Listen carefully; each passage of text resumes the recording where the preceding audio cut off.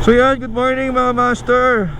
Isang napakainit na araw ngayon dito sa Pilipinas. Alam nyo, maabot na tayo ng 47 degrees Celsius. Nag 51 na nga dito sa Caloocan, no? So stay hydrated lang talaga tayo mga master. Tsaka hanggat maaari, kung makakapagtago ka, hindi ka nalalabas sana, no? Huwag ka na lumabas kasi nga napakainit. Ano naman sa mga riders natin na nasa kalsada like Grab, Foodpanda, Angkas, Joyride, Move It, nako, make sure na lang na rest between periods of time para hindi kayo ma-heat stroke. So yun, good morning again mga master. We are here at Quezon Up. Actually magpapa-change oil lang tayo sa Kawasaki. This is the first month itong ZX6R 40th anniversary edition natin. So libre pa kasi ang labor, no? Libre lang ang labor, pero ang oil ay may charges na. So siguro ang gusto ko lang i-share sa inyo, no, after 1 month of usage itong ZX6R, ang biyahe ko lang kasi dito mga master, lagi lang akong lagi lang akong expressway talaga. Na sobrang bihira ako lang dito nag-street. More on rides talaga namin weekends lang, going to Clark. So nakikita nyo naman yan sa mga vlogs ko. And regarding sa 1 month usage, sa performance itong ZX6R, mabilis talaga siya. Isa na siya sa mga one of the most powerful bike sa middleweight edition, no? Parang boxing lang yan may mga weight division yan. Dito sa 600 class, ito na pinakahalimaw. And siguro if compare ko talaga to sa R6, ang R6 kasi nag-stop production na sila. So in terms of power, technology, pricing, lamang talaga ang ZX6R. Pero hindi rin natin pwedeng pagkaila, pogi rin ang R6. So yun nga, yung aking 1 month usage itong ZX6R, mabilis talaga siya. Kung kailangan mo talaga ng power, ibibigay niya talaga sa'yo, no?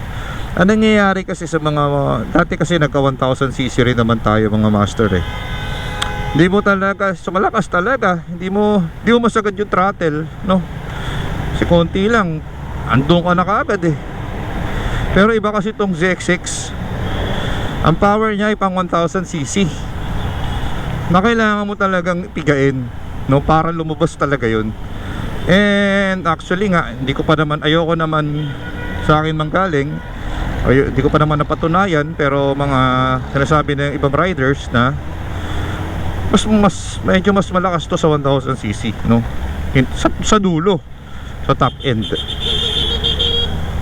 So for the past 1 month mga master, no, isa lang talagang reklamo ko dito, which is given na yan, masakit talaga sa likod. As in after ng isang ride, masakit talaga likod ko.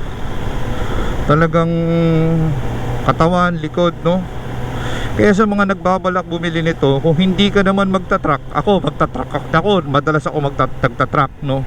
So talagang doon okay siya sa akin kasi na visualize ko na paano yung movement ko dito, yung forma ko pagka sa racetrack, no. Mas madali talaga maka-tuck in, mas madali makalabas yung puwet, and malapad yung gulong. So ibig sabihin yung mas maganda yung lean natin, ang tawag dito, yung pag ganun, yung lean angle, no.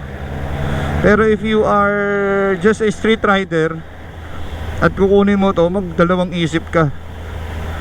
Baka kasi kung gusto mo lang talaga ay forma na naka sports bike, pwede ka mag ZX4 ka na lang, o kaya mag Honda CBR 150, yung medyo mga touring class, semi touring. Kasi pagka ito bike mo mga master, mahirap talaga. Oops.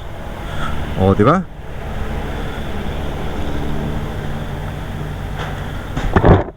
Boss, morning. Change oil.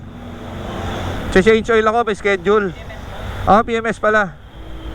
Dito na lang, di pasok ko na ba? Pasok ko na. Ay, sure pala. Oh. Ayun. So, yun nga mga master. Pag-isipan nyo muna bago kayo kumuha ng ZX6R. Yun talaga ang complaint, masakit talaga sa likod. Yung gas consumption, given yan kasi talagang this is a powerful bike. Lakas talaga siya sa gas. Parang mga 13 to 14 kilometers siya. Sa sports yun pag balbal. Pero yung daily mo siyang i-commute, ay my goodness, pag scooter ka na lang. So yun mga master, pa-change oil muna tayo, and sa next vlog pakita ko magkano gastos ko rito.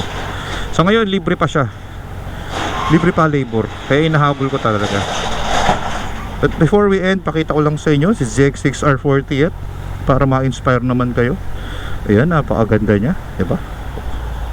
Woo! Sexy. Oo. Ako yung una nakakuha niyan dito. May dumating na ba na ganyan? Wala pa. Yung pa lang po. Ano, 10R? 4R nga lang. 4R. Yun, nice. May 4R pala dito mga master. Marami nagawa kami. Pogi, no? Diba yung ano niya? Iba talaga yung datingan niya. Hindi ko rin maintindihan eh. Lalo pag naka-arrow exhaust siya, no? Sige kuya, ano, CRS, papunta na. Opo, ma'am. Ikaw ba yung mekaniko? Hindi, siya yung mekaniko. Sige. Yun lang mga master. Sige, next vlog tayo.